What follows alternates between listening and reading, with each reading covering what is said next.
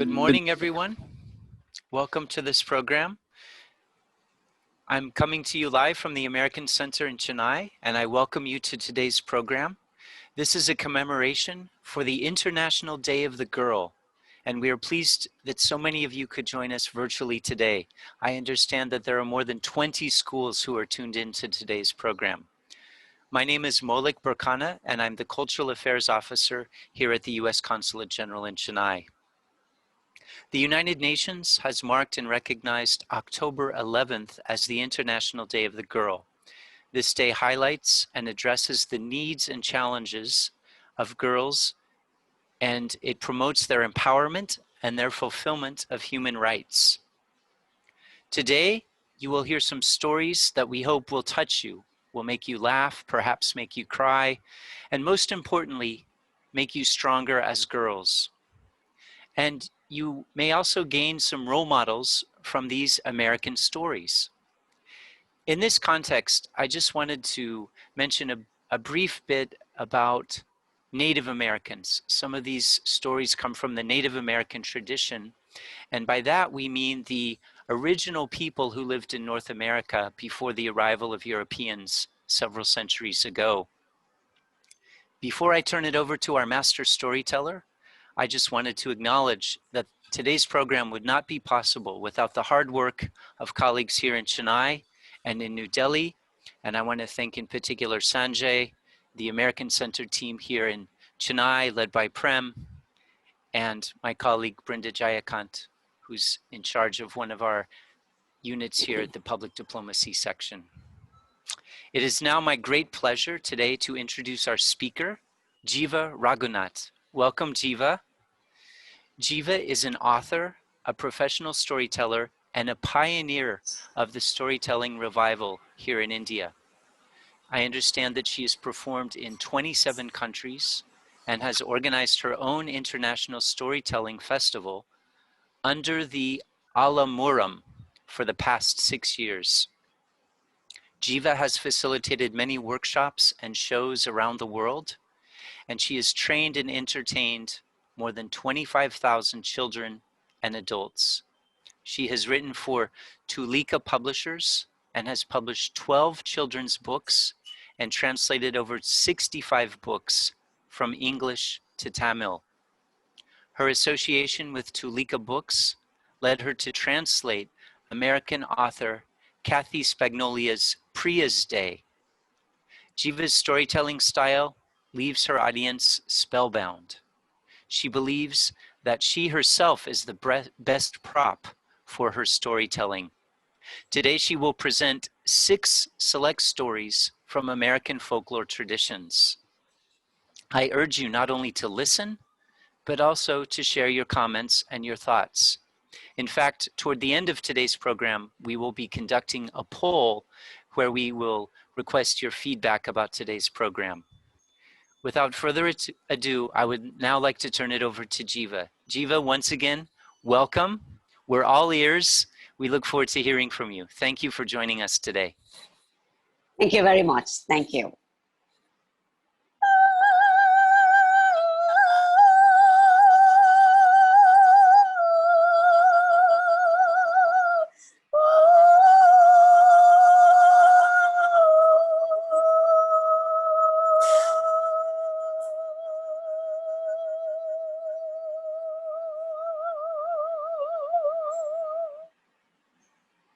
I don't know to play the flute. Native Americans are so good at it. So I said, let me imitate, maybe try to get close to that. I'm not sure if I got close to that, but anyway, I just wanted to give you the feel of it. I wanted to take you to North America, way back when the Native Americans lived. My good friend, Dr. Margaret Mcdonald, who lives in Seattle.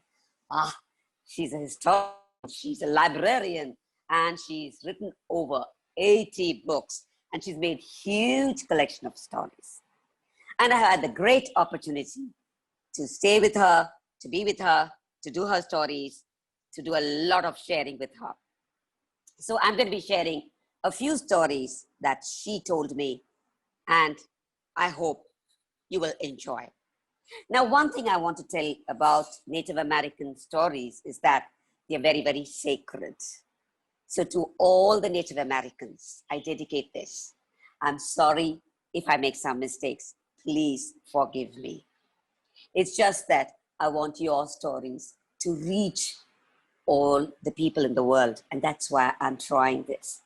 And with very, very humble prayers and thoughts, I request you to let me tell your stories to the people out there. So my first story is an Appalachian story. Of course, again, my pronunciation may be not right. It's called the Old One Eye. Interesting, right? Old One Eye. I can say old because I am old. All right. Once upon a time, there lived an old lady way up in the mountains. She lived all by herself. She was a very, very brave lady. Now she wanted to buy a big farm, and she collected and she saved money. And she had a leather pouch full of gold coins. Every day she would pick it up and she would tingle it. A tingling-a-ling, a tingling-a-ling, a tingling-a-ling-a-ling-a-ling-a-ling-a-ling, a tingling-a-ling, a tingling-a-ling, a tingling-a-ling-a-ling-a-ling-a-ling. Oh, she loved the music, the tingling gold coins made, and she hung it by her fireplace. Now, she would always sit on her rocking chair and she would go,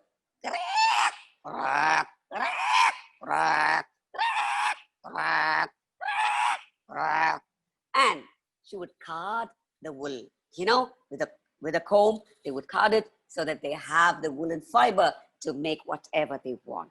So she would start doing the carding, and she will go scratch, scratch, scratch, scratch, scratch, scratch. She did it the whole day. Now, before she went to sleep, she had something that she took as a hint, and that was 3 yawns. When she gets the 3rd yawn, she knows she's ready to go to bed. But just before she went to bed, she would like to have a little supper snack. And what did she have? She had a dried, soft fish hung by the fireplace. After a 3rd yawn, she would chop it up with a butcher knife, and she would go. And she did that every day. She ate so much that the fish had lost 1 eye.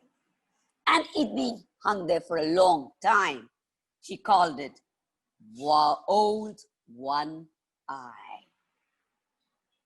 So one day, she sat on an easy chair going,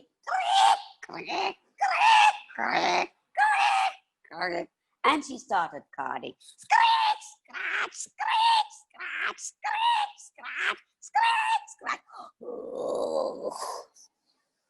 She had her first yawn, and she said, 2 more to go. And again she went, crack, crack, crack, crack, crack, scratch. Oh. Went the 2nd yawn. And again she went, crack, crack, crack, crack, crack, crack, scratch, scratch, scratch, scratch, scratch, scratch. She had the 3rd yawn, and she said, oh, I got the 3rd yawn. I'm going to take the butcher's knife and I'm going to chop, and I'm going to eat a piece of you. And she went up to Old One Eye and said, hey, Old One Eye, I'm going to eat you. And chop, she chopped, took a piece.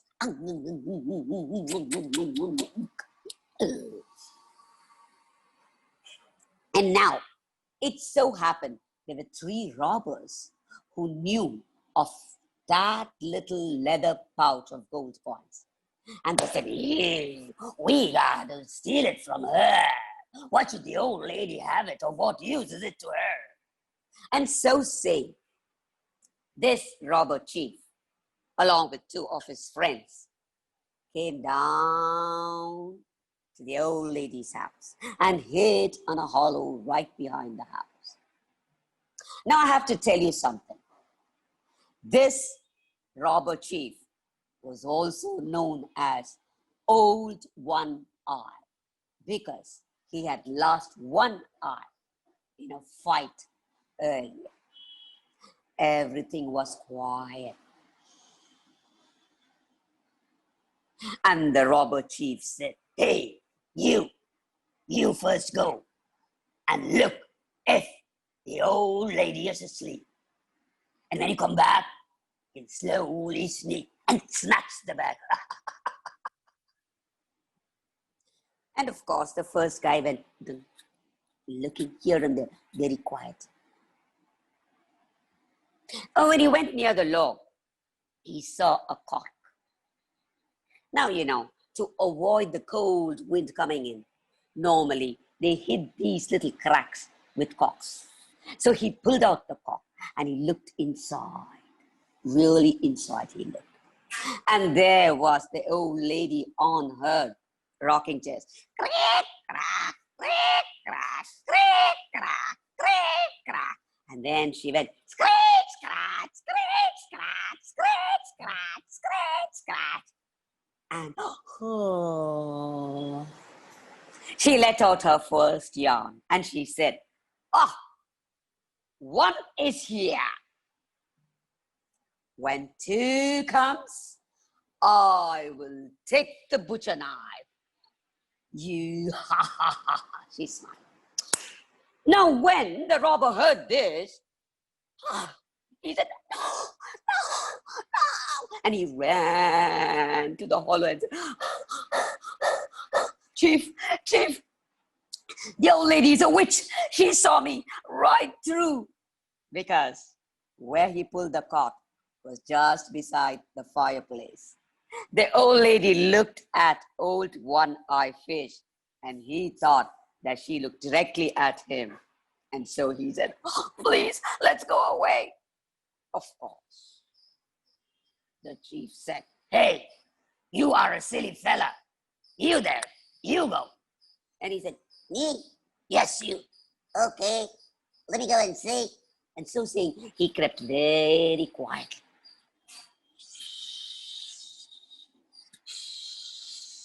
And he went to the same hole and he put his eye to the hole and he tried to look and look. Right inside the old lady went, "Crick, crack, crick, crack, crick, crack, crick, crack, scratch, scratch, scratch, scratch, scratch, scratch." And she went, "Oh." Ha! And she said, "Here goes the second. Here comes the second. One more comes, I will take the butcher knife and slash you off." The second robber didn't wait a minute. He ran as fast as he could. Chief, she is a witch.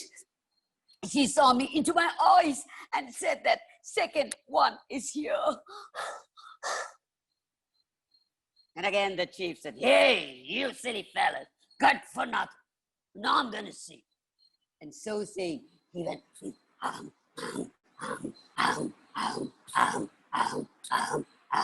and then he put his good old one eye near the hole. And there she was, rocking. Crick, crack, crick, crack, crick, crack, scratch, scratch, scratch, scratch, scratch, scratch. But then, yes, you're right, that's what happened. The third yawn.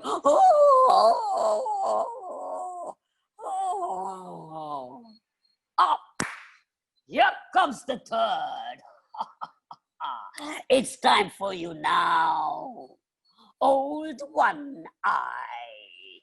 Let me take out my butcher knife and I'm going to slash you and eat you.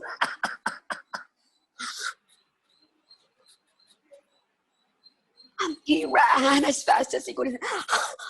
Let's run away. Let's run away. She certainly is a witch. She certainly is a witch. She even knew my name. She called me by my name and she said, "Old one eye, let me get my butcher knife. Slash you up." And off the three ran, never to come back. Now, the old lady went up to the fireplace with her butcher knife, slashed a piece of old one eye, put in her mouth,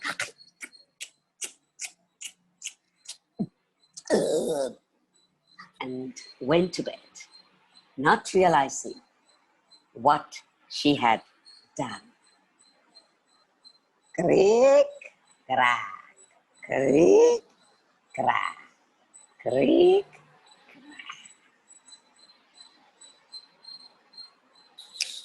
Yes. Now for our second story. It's a very nice story. It's always touched my heart.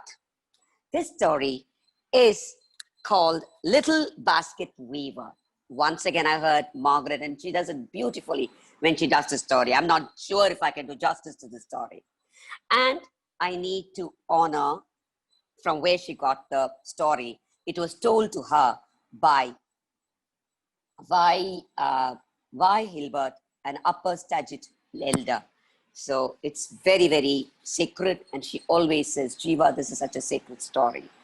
And thank you, by Hilbert, for giving us this story. Now, this little girl always felt she was good for nothing because she never understood what people said. She could never connect things. She could not make up what the process was in many things, be it a game or being it a study. She was totally confused and she didn't know what it was.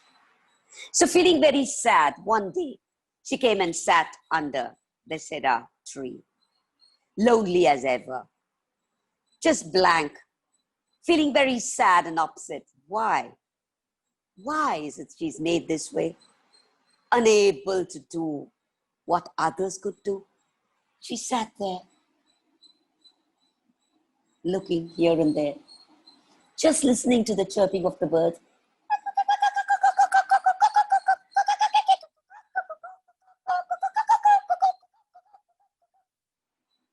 Still feeling very sad, when suddenly the cedar tree bowed down to her and said, little girl, you look so lonely. Why don't you go and play with all your friends?" For which the little girl said, I wish I could play, but you see, I don't understand their methods. I don't understand how they do it. My little brain does not make me think like them. So I prefer to be here. I'm a good for nothing little girl, she said. But the cedar tree said, I don't think that's true. Well, let me tell you something.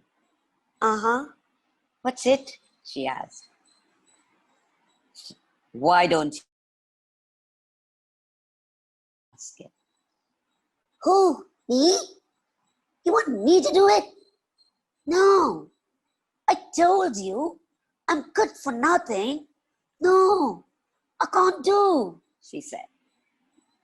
You haven't tried, said the cedar tree. Just try, my little girl. And when the little girl heard the soothing voice, she said, try? Maybe. What should I do? She asked. And the cedar tree taught her to prepare the roots and pull the barks and make it nice, like long strips. And the cedar tree said, now, all that you need to do, place them like this and start weaving up and down and up and down. And so she went up and down and up and down and up and down and up and down. And she had a basket. She said, oh, I did it. I can't believe it.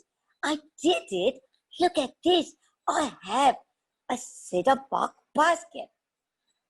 Yeah, good for you. Now, go to the stream and get me some water in the basket. She ran. She quickly filled it up with water. But as she came, it got lighter.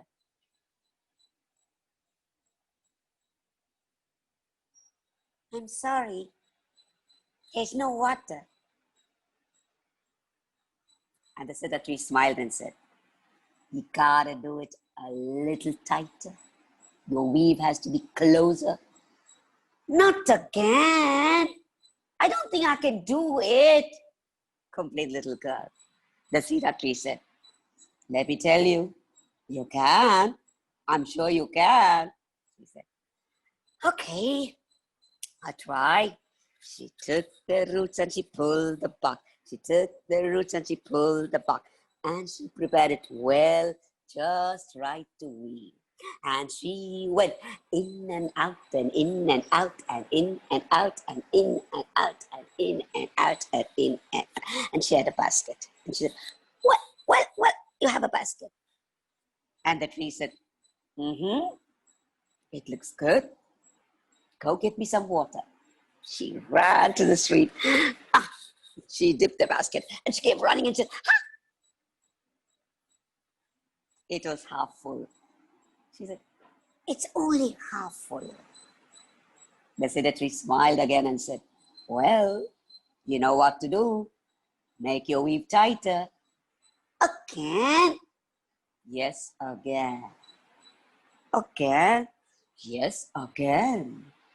And so she pulled the roots and she pulled the bark. She pulled the roots and she pulled the bark. And she made it just right to weave. And this time she saw to it. She made it real tight. She went in and out and in and out and in and out and in and out.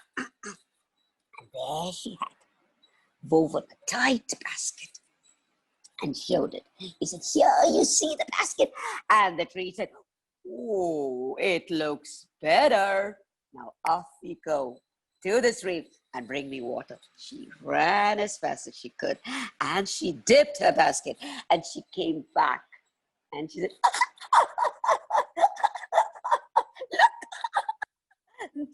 look, there's water to the brim.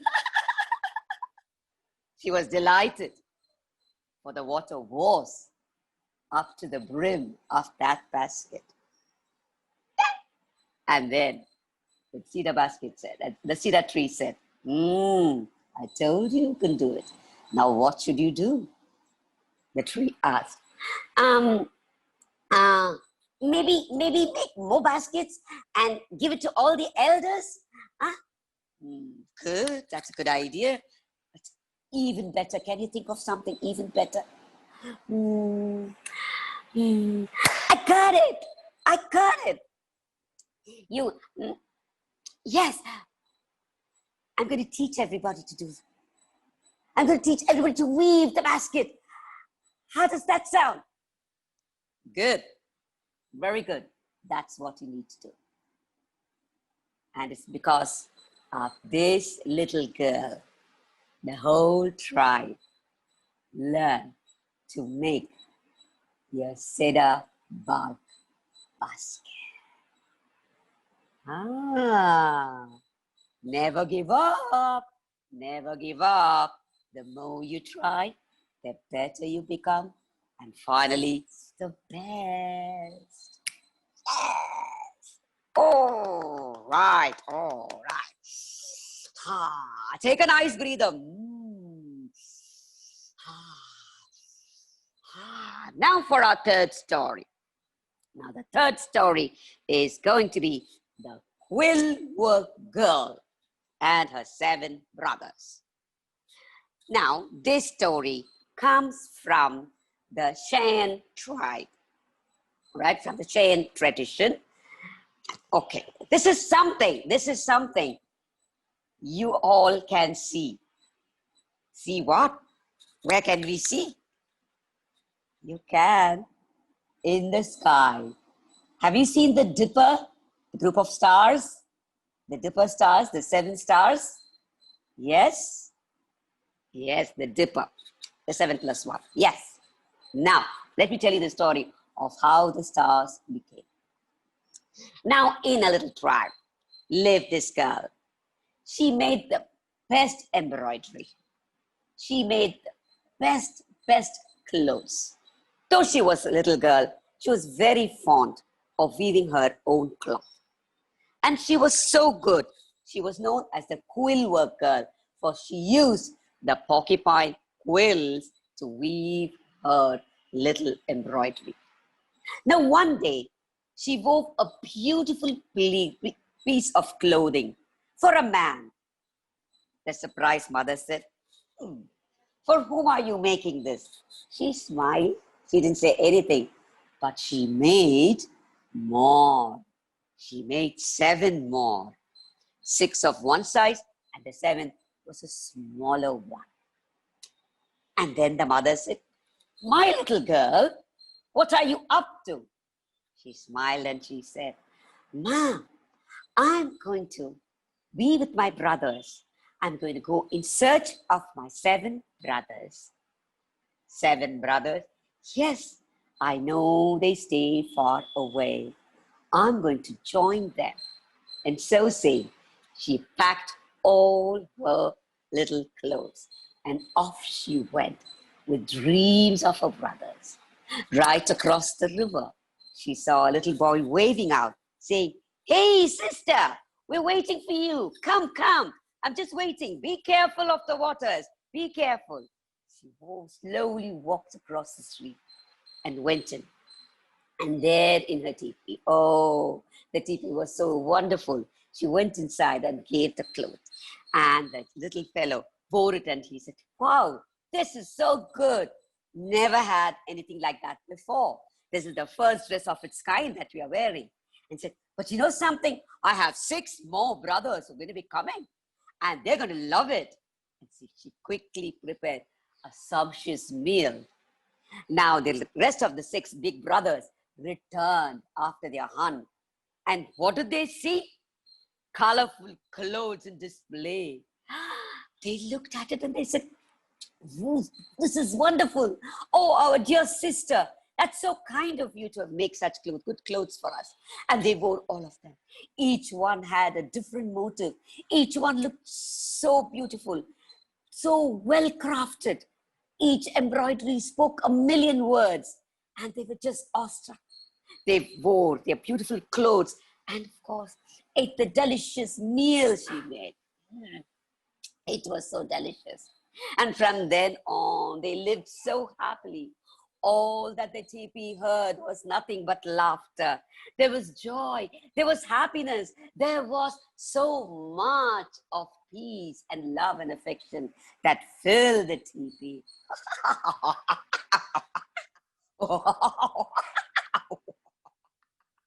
Only laughter. When one night,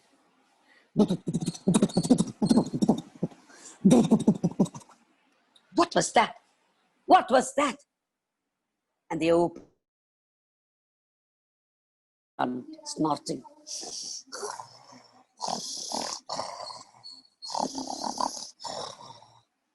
Was a bison cub. He snorted. He said, "We heard you have a sister.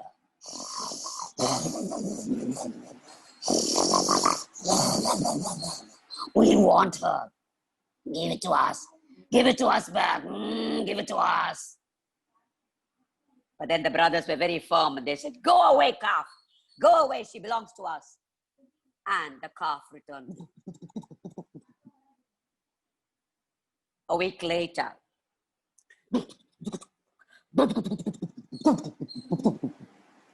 a louder noise, the hoof noise. They opened.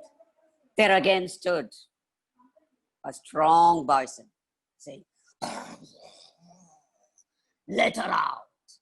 Let her go with me at once. Go away. We shall not part with our sister, screamed the brothers. And off it went. Again, it didn't stop here. And slowly, they heard an enormous sound.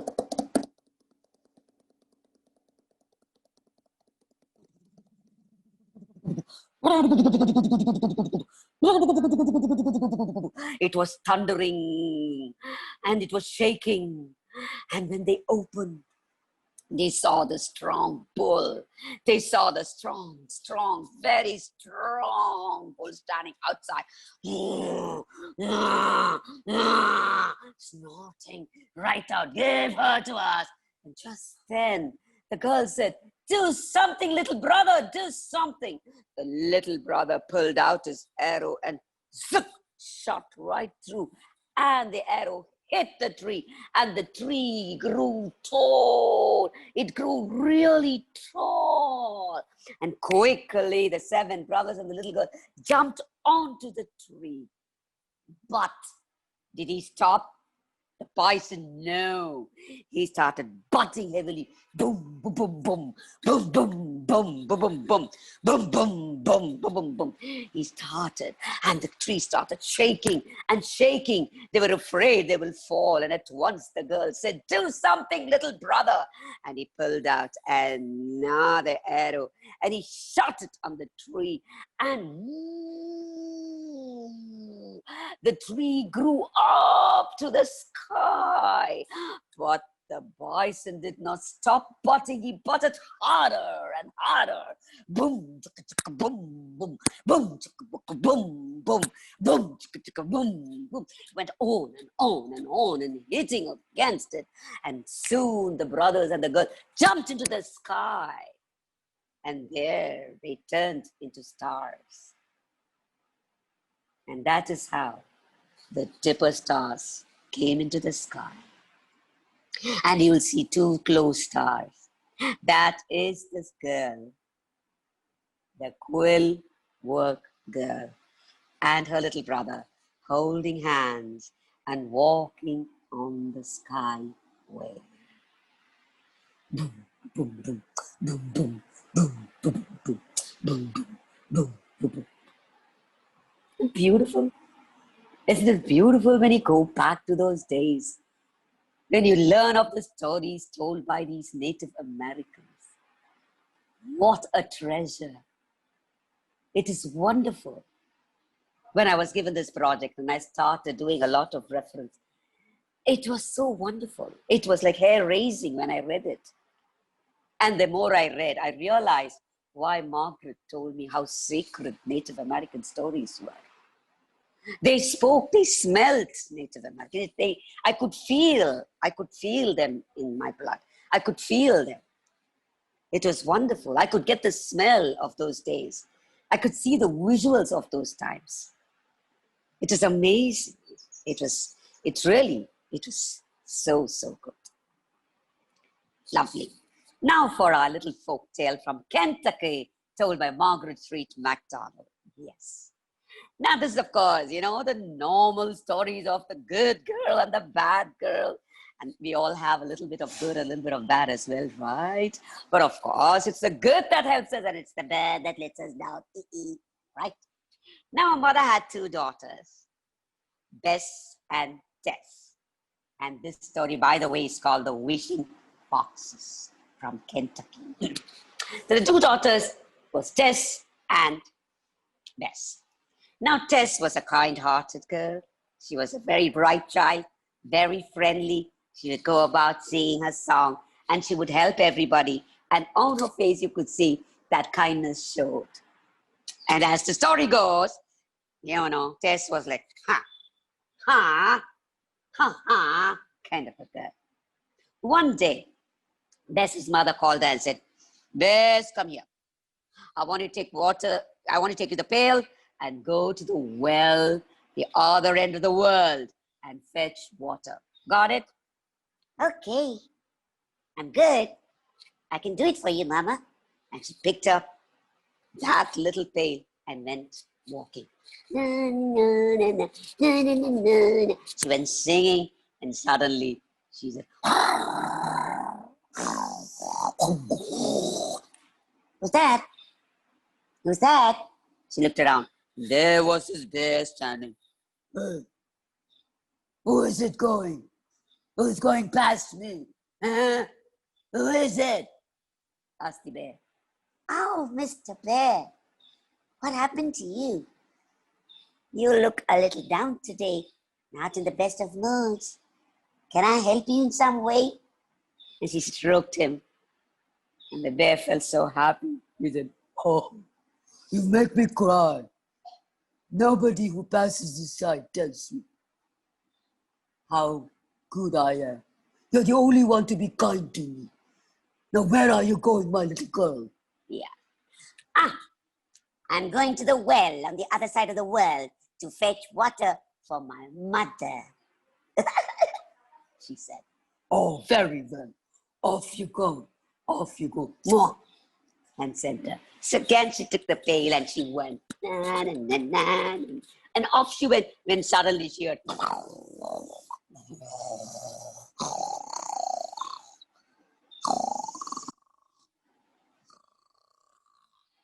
"That? Who can it be? Who's trying to frighten me? I want to see." Out came a lion. "Hey, who are you? Where are you going? Huh? Can't you see I'm waiting here?" "Mr. Lion, what? I've always wanted to see you. Oh, you are so good. You look so handsome." And she stroked his mane. The lion was shocked. He said, "Oh, oh, oh, oh, oh, oh, oh, oh, oh, oh, oh. I feel so happy.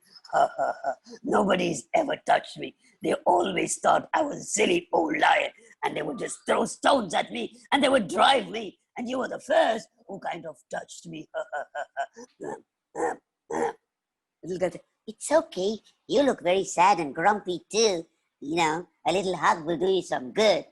Oh, the lion was so delighted and said, "All right, off you go. Go fetch water."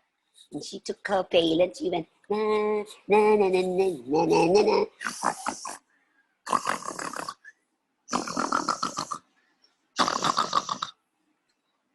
"Who's that? Who's that? Can you show yourself?" Out came a big fat ball.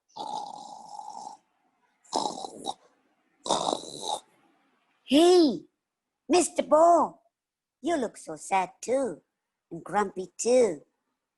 Have a problem? Huh? Come here. Come here." And she held him by the cheeks. Ball started crying. He said, "You are so kind. Nobody has touched me. They always call me the stinky fellow and they go away.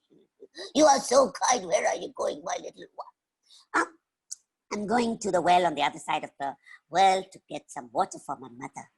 "Oh, go on, my dear. May you be blessed." And she took, and as she went closer to the well, there were 3 foxes there. And the foxes said, "Look, there is a girl coming." Oh, oh, oh, oh, oh, oh. And there she was. And the first fox said, "Could you cutie? You look so cute." She kissed, and she drew water from the well and nicely washed him up and cuddled him up and planted a kiss on his forehead. And the second fox came and looked at her and said, "Can you do the same with me? Can you clean me up, please?" "Of course, I can do that for you." And she drew the water and she washed him up and he hugged and planted a kiss and let him go. The third fox came and said, "Oh, can you please do that for me too?" Oh, of course. She took him and then she drew the water, washed him up, hugged him and said, and planted a kiss. Now she drew the water, filled up the pail.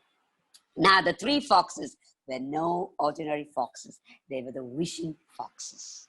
So the first fox said, each time she opens her mouth, she's going to have diamonds coming out of it. The second fox said, each time she sneezes or coughs, gold will come out of her mouth. And the third fox said, each time she speaks, her kindness will brighten her face more and more. Of course, the little girl didn't know that, and she ran with a pail home. The mother said, have you got water? Yes, Mama. And then she said, yes, Mama. Plop! Diamonds fell. Wow, said the mother. And she said, that's gold. Mother said, diamonds and gold? And of course, her face went radiant, bright, like the sunshine. At once, the mother said, hey, Tess, now it's your turn, you better go. And of course, what did she do? She went right there. And of course, she saw the bear and said, hey, bear, the way, tell me the way to the well, the end of the world. The bear said, oh, over there. Ha! Move away. And on she went. And she did the same with the lion and same with the boar. And she went on. And the foxes said, oh, there's a girl. Maybe she will help us again to have a good one. Oh.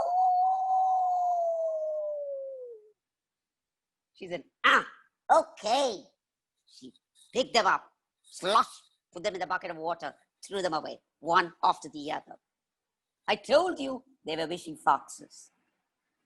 So the first one said, next time she opens her mouth, she's going to have froggies coming out of her mouth. And the second fox said, yeah, when she sneezes, she's going to have lizards and scorpions coming out of her nose. And the third fox said, and her face is going to turn as dark as the dark night. And off she went with the water. And the mother said, oh, my dear baby, you're back. Yes, I'm back.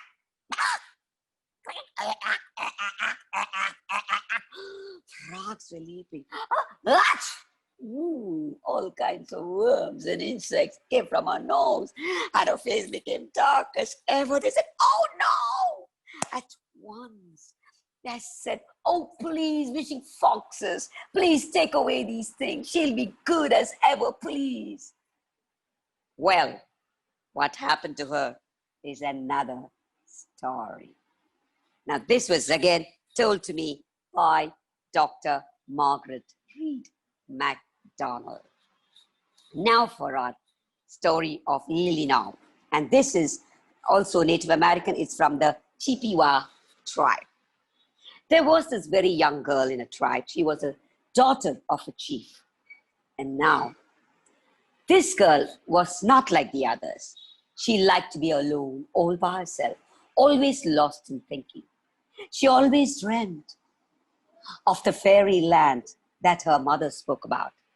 It was the pine forest that was near her village. And she was never allowed to stay there after dusk, for it was believed that little people, the fairies, would come out and have their dances and singing.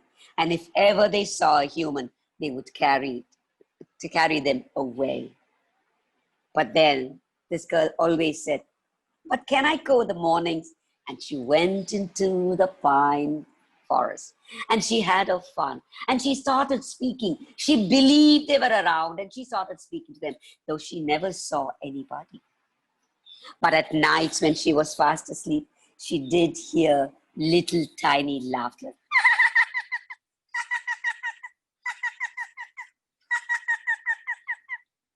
And suddenly in the morning, she could see from the chief's headdress feathers being plucked. And she also saw little footprints on the beach. Ah, she said, oh, the little people have been here. Now this was there in her mind for long. Every day she went to the forest and she came back. She grew up to be a beautiful maiden. and it was ready to get married. She begged her mother to say, "Mother, for the last time, please may I get into the pine forest and come back?" The mother said, "All right, this is your last chance." And she went, singing her song, enjoying herself. She went inside, looking and calling out to the people. Everybody waited at the wedding feast. She never returned. A hunter, a fisher, man who had gone fishing in his canoe, said he saw a flash of light in the pine garden, which went up with this girl. And so they say, to this day, these green people live among the pine forests. And the hunters who pass by always leave a little gift for them in order to say and ensure them that they will not be disturbed.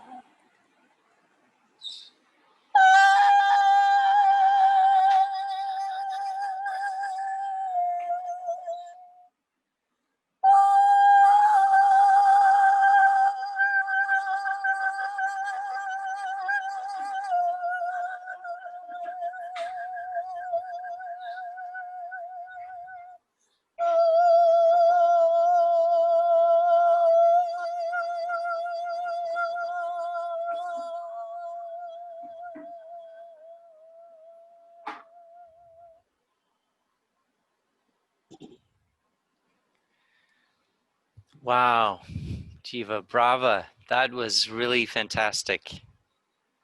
I enjoyed hearing your stories, hearing your voice. You're a very talented storyteller.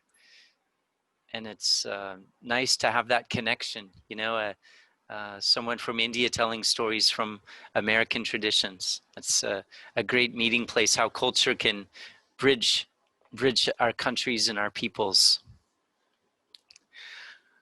Well, thank you very much.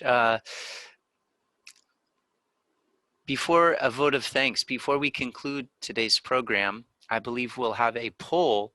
I see that the chat box is very active. We have almost 300 participants, and there are many students who are chatting in the chat box, so I hope they'll be able to complete our poll.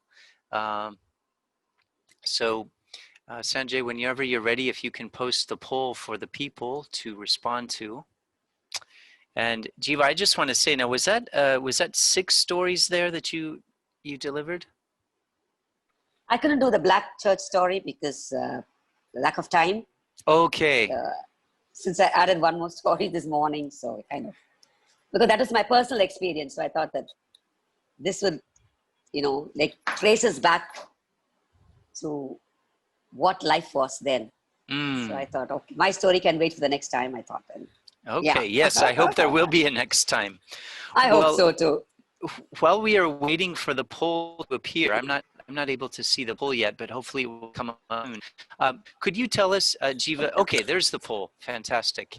While people are taking the poll, Jiva, could you tell us a little bit about how you chose those stories?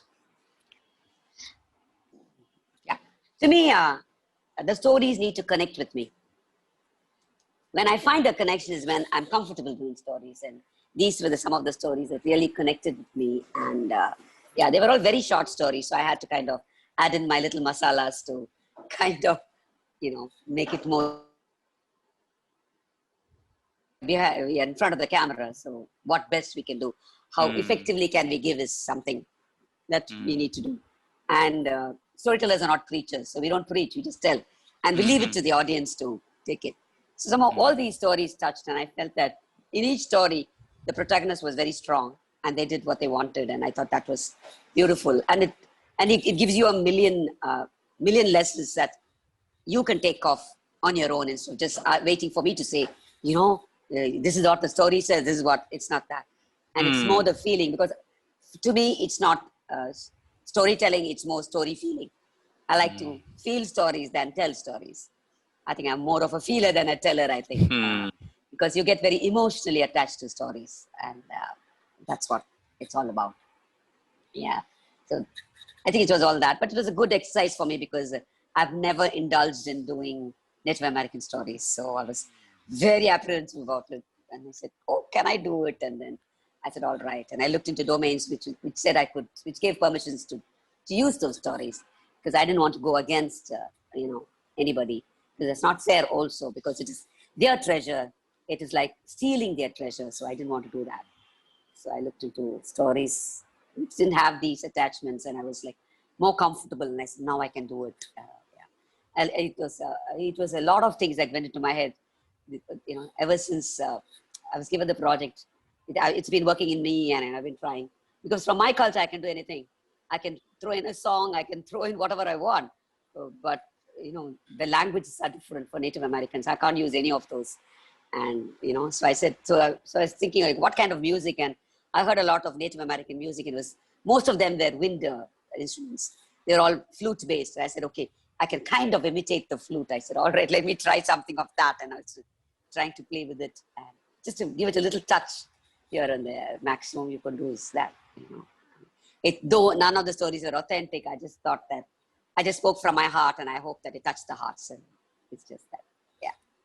Well, that's fantastic, Jiva. Thank you again for your time and expertise in storytelling. My pleasure. So for the poll, it's just 3 short questions, and we haven't really done a program like this before, so we'd love to hear your feedback. Just let us know your responses. It's just 3 short questions. We'd love to hear from the audience. Thank you for your feedback. And we hope you can join us on future programs. As I said, by my count, we had almost 300 participants, and schools from not only Chennai, but across South India. I saw one school from Madurai. So it's a great turnout, and it's a great way to commemorate the International Day of the Girl, which of course was last Sunday, October 11th. But hopefully these stories provided inspiration, like you said, Jiva, that these could, touch the heart and provide inspiration and role models and inspiration to these young people. Well, we're almost out of time, so I'd like to propose a vote of thanks. I mentioned at the top, this program wouldn't have been possible without the support of colleagues both here in Chennai and in New Delhi. I particularly want to thank Sanjay Bhagat, who is at the New Delhi American Center. He's helping us with the technical aspects of today's program and the streaming. And Sanjay, thank you very much for partnering with us. We have a much broader reach and a successful program because of your support and your help. I want to thank my colleagues here in Chennai at the American Center under the direction of Prem Kumar. Prem, thank you to you and your team for this great event, this great initiative. And I also want to thank my colleague Brinda Jayakant, who's been working so hard on this program and working with what we call emerging voices, young people from across South India. And I see here just an update of schools who tuned in from Chennai, Madurai, Trichy, and Coimbatore. So that's a great cross-section of Tamil Nadu. And again, I hope that this program was inspiring. But most of all, Jiva, I'd like to thank you. This is our first time meeting, but I can see why you've won so many awards and why you're internationally renowned. Your voice is so multidimensional. When I first heard that flute sound, I thought, where's the flute coming from? But I realized it was your voice, right? Yeah. And the different accents and different sounds. And looking at the chats while it was going on, people were commenting what a talented storyteller you are. So thank you. Thank you very much for partnering with the American Center here. Thank you. Of course, we remain closed because of the current situation, but we are doing a lot of virtual programs, and we invite people to tune into our programs that we have going on throughout this time, and hope that we can open again soon and welcome back people here to our American Center. Jiva, any last words for you? Any last words for the girls who've tuned in? I've done a lot of work with the US as well. I've gone consecutively 3 years to Seattle, to the library, to the festival, to the schools, and to Hawaii. Then Cayman Islands, and Chicago, Detroit. So I've done a lot of work all over, plenty of places. And very funnily, next month I've booked by the NSN for the Halloween. I'm doing a Halloween story. Then Hawaii, I'm doing another for Halloween. Then end of it, Cayman Island Storytelling Festival. And for some reason, I think the American Consulate started it all for me. So followed by a lot of things. And I am very closely, and I have family in US as well. So I'm very happy and very, very thankful to US Consulate for having me over to this program. Thank you so much. Well, thank you, Jiva. Thanks very much. Now, I know we have, some of people have asked where they can find these stories. And I know we have at least a few of the books here in our American Center, but do you have other suggestions for people if they want to follow up on where to find these American stories? I found some on the net, but the others are from Margaret's book. She has a book. In fact, the Wishing Foxes is just about to be released. That is her latest picture book. But Okay. she gave me a preview. She said, you can use it. Even before the book came, she said I could use it. Though I've heard her tell before, but she's just in the process of making it. So that's a picture book. And this is from the 20 Tellable Tales by Margaret that has these stories. And the One Eye story is there it is a resource book for teachers. Stories it's for teachers, and is there in that book as well, which is co-authored by her daughter and son-in-law as well. Okay. Yeah, so you can they can look at Google Margaret Reed McDonald. It'll all be there. Yeah. Okay. Margaret Reed McDonald is her full name. Yeah. That's right. Margaret. Dr. Okay. Margaret Reed. Reed as R-E-A-D. Okay. Reed. So she has it in her name. Okay. Great, Jiva. Well, thanks again. It's great you have so many American connections, and we're grateful for your time today and your expertise in these stories. Thank you so much. Thank you. And thanks everybody for this program. We'll go ahead and sign off. And once again, thank you very much.